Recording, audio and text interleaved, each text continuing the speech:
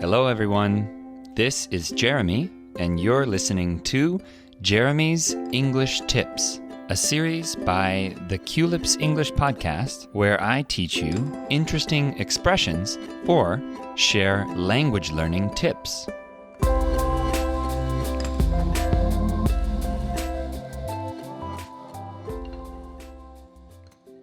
In this episode of Jeremy's English Tips by Culips, I'll be talking about pets, but more specifically dogs.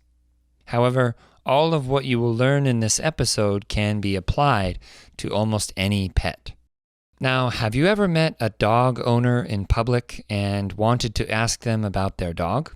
I grew up with dogs, so I know what it's like to be a dog owner. When I took my dog out for a walk or to a dog park, people would often ask about her.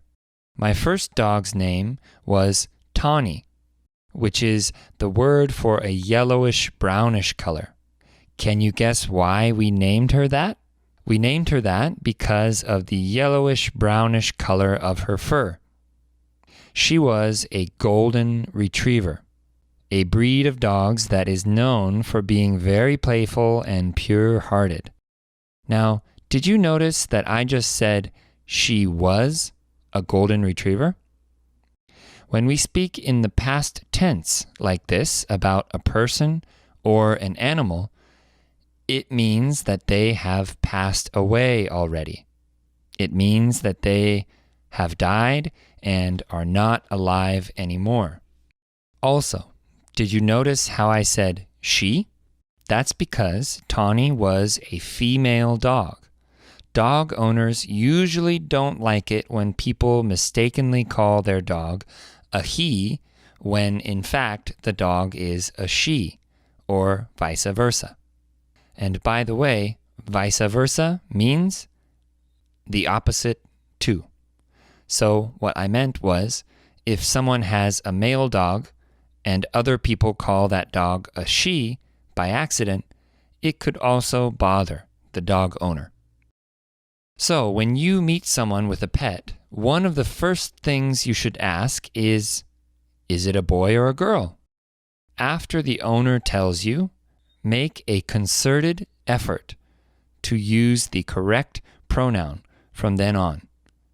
To make a concerted effort is similar to saying to focus and try hard to do something. So, what I meant was, try to remember if the dog is a male or a female and use he or she to talk about the dog. After asking, is your dog a boy or a girl? Another thing that is nice to do is to ask about the dog's name. If it is a male dog, then you can say, what is his name? Or if it is a female dog, you can say, what is her name? Dog owners are usually happy to share information about their dog, and they like it when other people remember their dog's name. In English-speaking culture, it is usually considered rude to forget someone's name after they have told you. The same goes for dogs. So remember, remembering names is important when speaking English with people. You can also ask about the breed of the dog by saying something like, what breed is she? Or if you think you know what breed the dog is, you can say, is he by chance a Cocker Spaniel? Adding in the phrase by chance is like saying perhaps and makes you sound more like a native speaker. Commenting about the physical appearance of the dog is also a nice thing to do. For example, she has beautiful eyes, or his fur looks so soft, or I love how his tail wags like that. These kinds of compliments will usually make the dog owner happy. And after that, if you would like to pet the dog, you can ask, do you mind if I pet him or her? At this point, the owner might say something like, oh, she isn't very friendly, or she needs some time to warm up to new people. This means that the dog doesn't like to be pet by strangers. On the other hand, the owner could say, sure, she loves to be pet, especially right here behind her ears. This is a green light for you, meaning that you can go ahead and pet the dog. If you really like dogs and the dog seems to like you, you can get down low and pet them more vigorously. But beware, the dog may try to lick your face. Some people don't like this, while others don't mind. So it's up to you if you want to get licked. Now, in this episode, we mostly talked about dogs, but pretty much everything I mentioned can be applied to other pets as well. It is just most common to see people with dogs out in public. You will probably never see someone taking their snake or tarantula, a huge spider, out for a walk.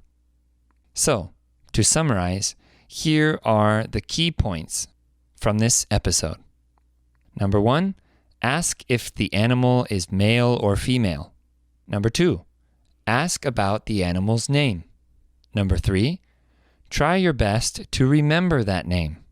Number 4, ask about the breed or species. And 5, if it makes sense, you can ask to pet the animal. All right, everyone, that's it for this episode. If you found this helpful or have questions, let us know.